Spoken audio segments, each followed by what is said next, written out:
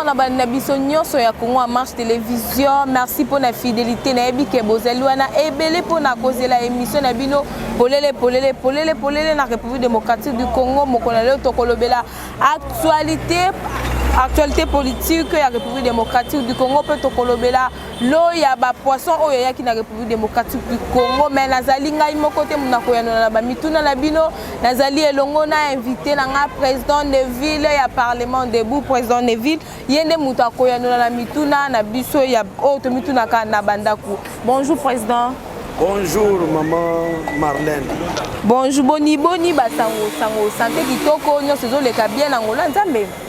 Merci beaucoup maman Marlène na pesi mbote na ba oyo ba mesana kolanda général Neville Ilunga le communicateur et chef de l'état Fachi Beton Fachi de Nazareth nazana isengo mingi parce que isali moi quelques jours au bat balandinga ipenza te po zoto pesa kimoko koso mais lelo nazana isengo ya koya na chaîne na bino pe na émission na bino oyo to bengi polele ponga ipe Général Neville Ilunga nazaka na ngai polele.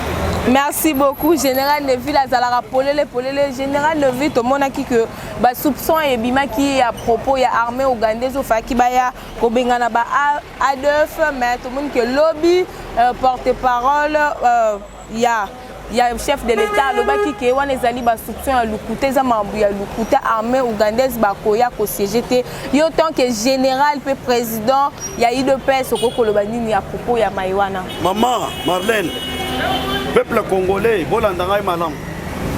Et loko bomaka République démocratique du Congo pour que avancer te ezali biloba soupçon na yoki na yoki kuna balobi boy awa na yoki bazo sala boy weloko nini oto zoyo kawana sans que mutu a vérifié à la source une information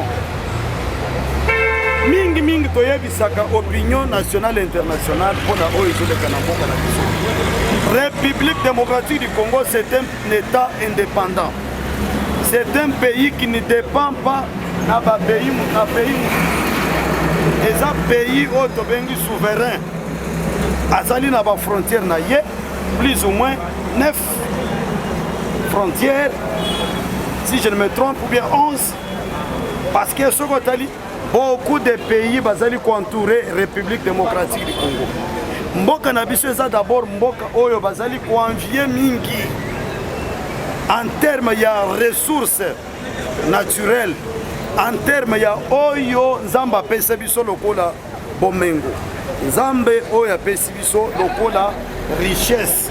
La plupart ya ba pays oyo bazali contourer biso soki tobandi kaka Angola, Brazzaville, Gabon, Rwanda, Burundi, Uganda, Zambie, Tanzanie, obaluki petit kotoyo mama okomona ke ba pays nyonso mike wana bazana richesse neti ko biso tozana ngote yango na ba créaka ba désordre et pas na bango ba yena ngo ba kitisi yango na République démocratique du Congo pour que tango désordre ezali koleka ba s'en servir la sens ya ke richesse oyo biso tozali na yango bango siko babanda ko profiter babanda ko chana ba poche na bango pour que peuple congolais a se retrouver te.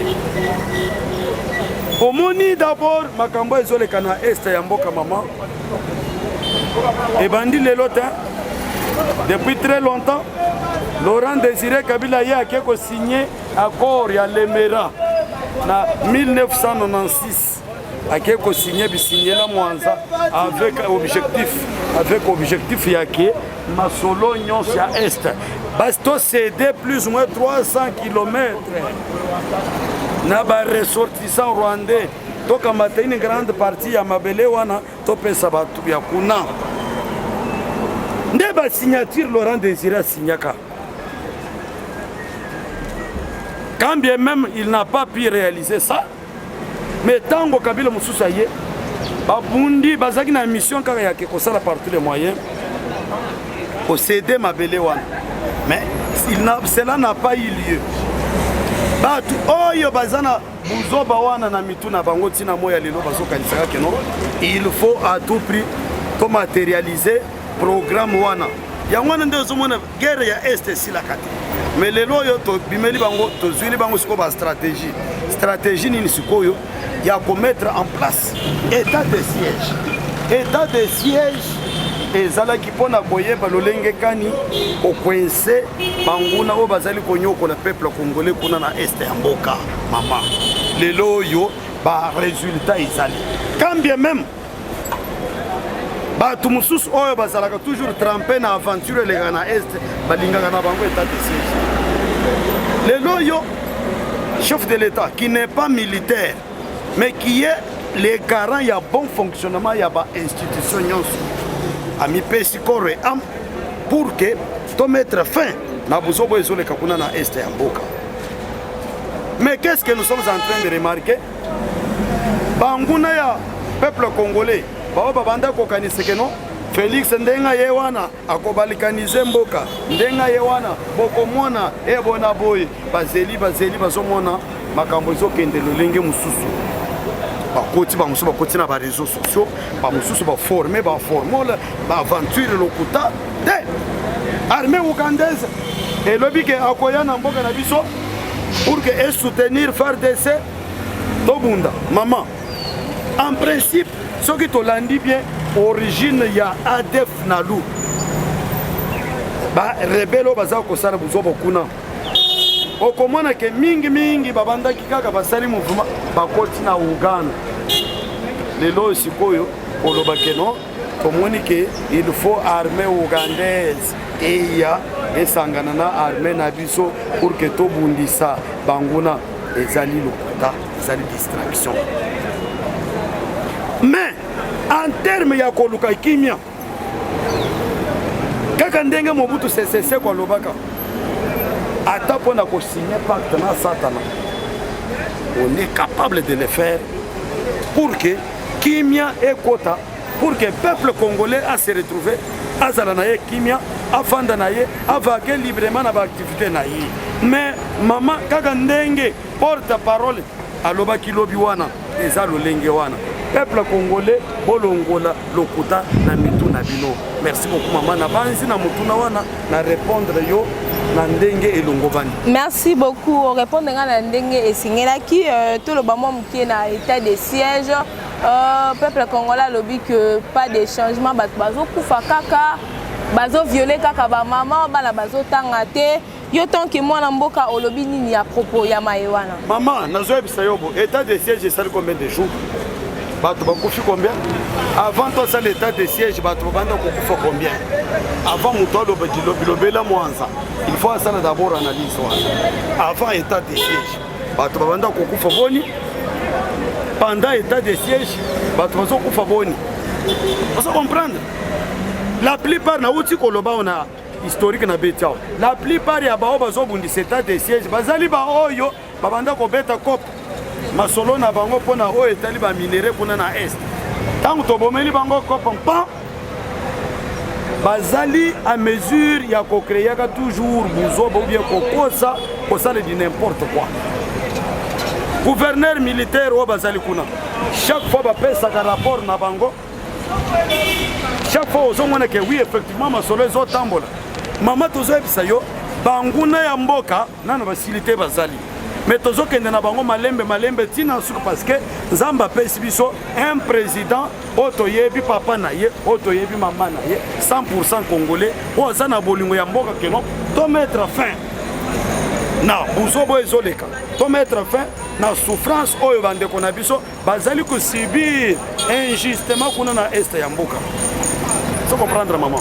Donc état de siège ezo simba pesa na kati ya ko simba parce que avant état de siège kobanda komona ba photo na ba réseaux sociaux mingi kobanda komona bibembe tomoni 600 personnes 200 personnes bona boy tangu toza na kati ya état de siège ya maman tozomona su ba photo ya bibembe bon ce qui m'a incidence moko muke salami.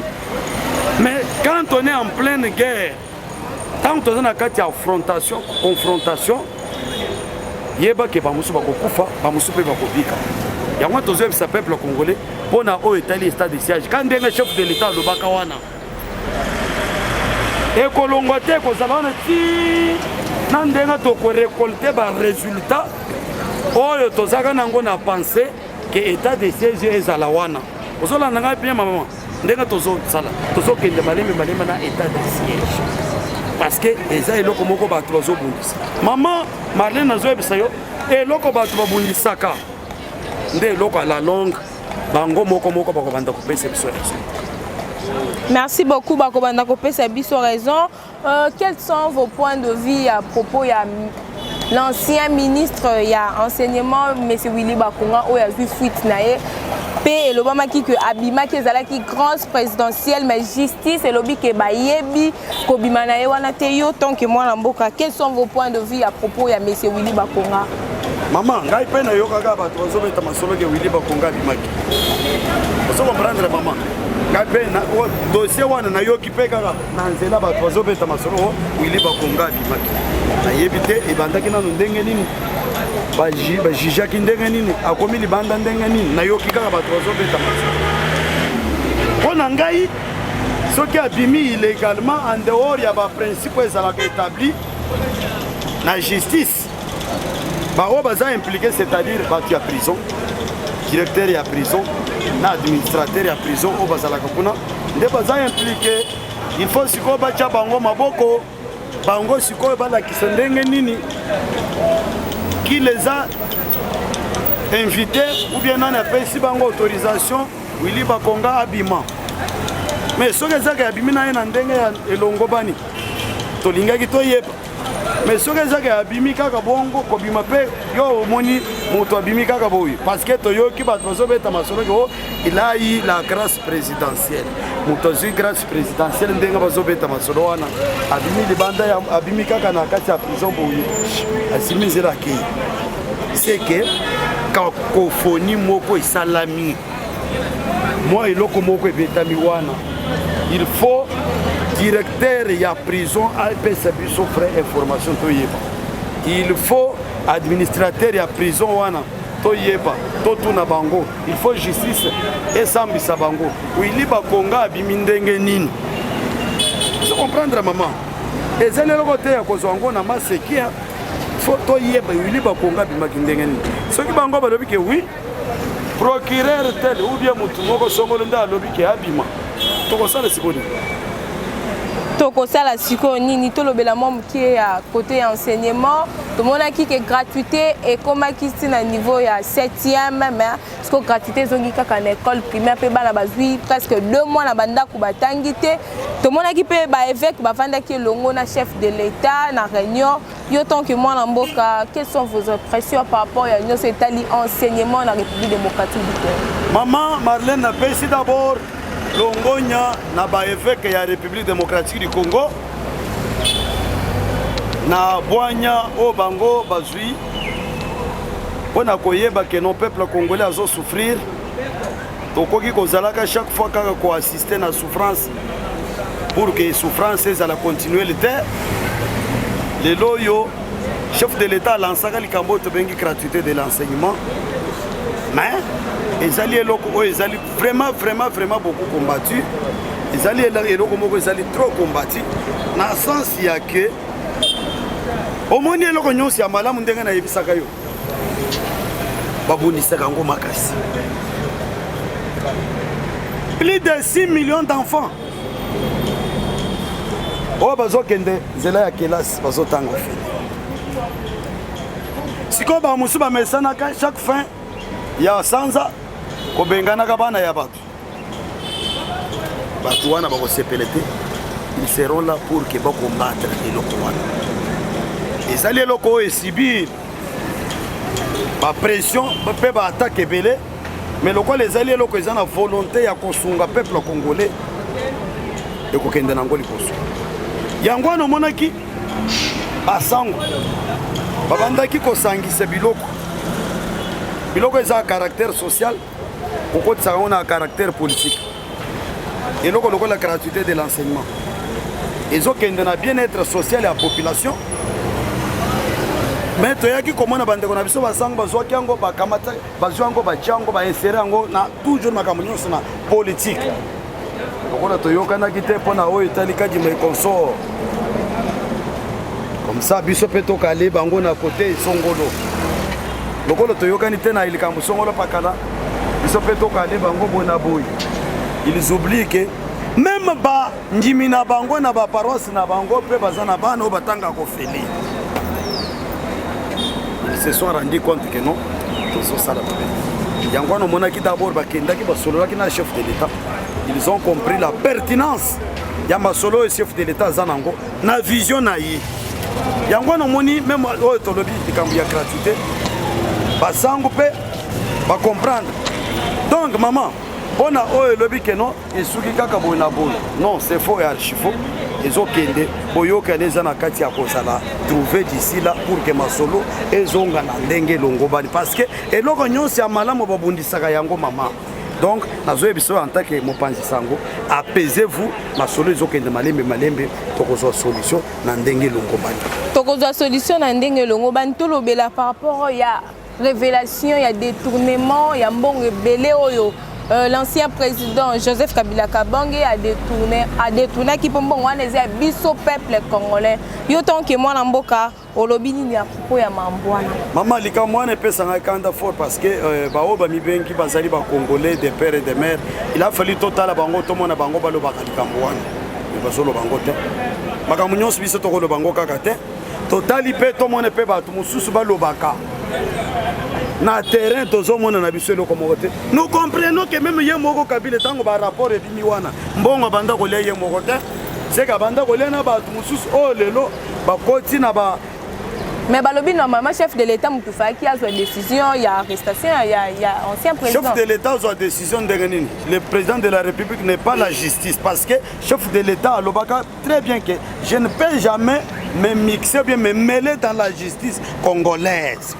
Tokotikaka justice et ça la kusala. Oyebite que d'abord Kabila wana malgré ba rapport ebimi a détourné ce qui est vrai. Mais selon la procédure, c'est un ancien président. Régime Nabango à l'époque, ba yebi ndenge nini ba tayaki constitution o ya biso sur mesure avant d'attaquer l'ancien président. Quels sont les mécanismes et les procédures à faire pour que toi atteindre mon modèle wana? Si le chef de l'État a kokenda fanda na l'Assemblée nationale ba lever immunité basa na bonaboy ou bien chef de l'État a kokenda siko na justice ayebi se ba procureur ayebi se ba cassation na ba mususu que non tala bokangela ngai mutu wana non nous sommes ba gestionnaire ya état de droit donc tozotika justice et puis tango ba ici déjà ba rapport wana concernant oyo tozoloba ya détournement. Maman, tozozela tomona Assemblée nationale soki bakomona ke non eloko eza na mutuya balongola oyo esengeli balongola comme ça justice aye kotia maboko na ancien président oyo tobengi sénateur à vie Joseph Kabila dossier wana mais mpona koyoka ke il a détourné. Tozo yoka. Mais par procédure, maman, et ça, le peuple congolais doit comprendre que Kabila, c'est l'ancien président. Procédure, et ça, Moussoussou, il beaucoup qui comme les chefs de l'État, Nabilo, qu'on a été pour que, non, bon, les chefs de l'État, il y a des protégés. Ils sont protégés par rapport à quoi? Parce que il y a une bataille qui constitution. Autre bataille, dans Bango, les lois, des batailles constitution à l'époque, sur mesure. Batailler Kabila, il faut Kabila, il faut batailler constitution sur mesure pour atteindre l'objectif de Kokanga Kabila. Quels sont les mécanismes, quelles sont les procédures à suivre? Sans comprendre, maman. Donc, peuple congolais, non, arrestation de Kabila, ils ne dépendent pas du chef de l'État. C'est tout un processus. Les processus sont mais ils ont ça le biso bien parce que batunaye o babanda ko kaniske akozonga e bona boy babandi ko comprendre sikoyo bazomona lolenge gani aventure ça na kati ya kusala Merci beaucoup président Scope pe kongola lingaye baba mbongo bakangaka bato ba détournaka ekendaka wapi pe musala na ngweza nini po tozomona kende ko procès matata procès bukanga lonzo tisiko suite na ngweza te po ba mbongo ba botolaka soki bakangi mutu ekendaka wapi mama mbongo tango bakangaka mutu ozotuna soki ekendaka wapi ngai na yebita. Mais normalement, il faut tout le monde envoyer ça la misala na République. Yango ngai na lobi na yebite. Mukolo na koyeba ke mbongo wana ba tango tokomona mukomsu bakangi mutu basambisi tomoni azongisi mbongo tokoya koloba ke peuple congolais bomona sikoyo tango bakangaka mutu wana mbongo soko bakei boyo tango azongisaka bazongisaki mbongo yango yango. Mais tant que jusqu'à présent, nous avons dit que mbongo bazongisaka kendaka wapi na yebite. Jusque là, na yebite. Parce que nous venons d'hériter un pouvoir oyo ezalaka d'abord na un système.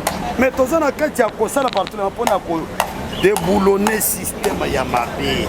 Maman système ezwaki déjà place plus ou moins 18 ans, plus ou moins 21 ans. Système efandaka déjà. Même na kati ya baoto bengi ba procureur ils ont travaillé avec l'ancien système. Sans prendre maman. Quand nous sommes venus au pouvoir, toyaki na ba magistrat o ya bisote, toya na ba juge o ya bisote, tokuti ba toana nyonso na kati ya terrain. C'est tout un système.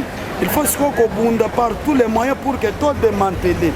To picola, to déboulonner système wana, système ya malamu ekota. Bango moko ba juge va se sentir que bazali ba responsable pe ya misère ya peuple congolais. Tant que bazali ko kanga muto bazo sambisa ye, il faut peuple congolais pe amona réalité ya masolo ou bien finalité ya masolo to moni que non, bakangi mutu bongo ya bona bo. Parce que to mona kene moko bazo kanga bato. Oh, bakangi mutu ba tie na prison. Mais tant que bazo condamné ko yoka oh 20 ans na ba travaux forcés. Yo somo na ba travaux forcés ba tola basala. Et pourtant, les travaux forcés, là, il faut que tout le monde ait bimisi penza bango boye. Kati bilanga. Sali ba salon basi. Bakata na cimetière ba kati matito na journée mobimba. Ou bien comme ça, bisika bazo sala taba banzela le comme misa bango ata sima 50 5 par jour. Travaux forcés. Mais tout le monde a biloko wana. Oyo mona ga bakangi mutu. Oh 5 ans na ba travaux forcés. Tout le monde a kangi. C'est-à-dire il faut un système yasika et s'installer pour que masolo kende. Président Togomi ko chité na émission mokona lo tonto lobela à propos ya procès Bukanga Lonzo oyo ti lelo eza na suite mon côté depuis cour constitutionnel ba déclaraki que baza incompétent ya ko juger sikoyo procès Bukanga Lonzo n'a pas de suite.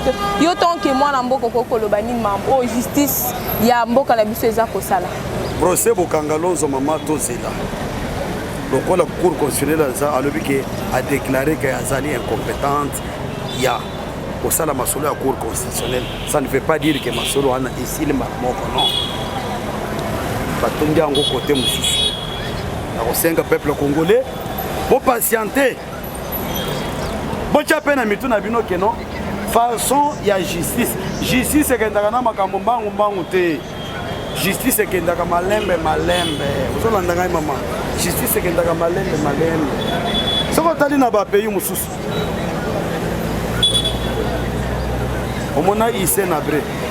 Ba yiko condamné. Tala kuna na États-Unis. Ba o ba sala ba attentat. Ti lelo bazo sambisa bango bazo langa. Tala procès à Floribert Chebi. Les loyaux tala ndenga ba révélation eza copie. Donc justice c'est que ndaka malembe. Monsieur Matata mpo il a ko sepelete que oh Nzambe merci beaucoup lokola masolo na isili non masolo na isilité masolo ezoko. Peuple congolais apaisez-vous, la justice ezalaka organe moko ya forme o ya yi. Vous comprenez?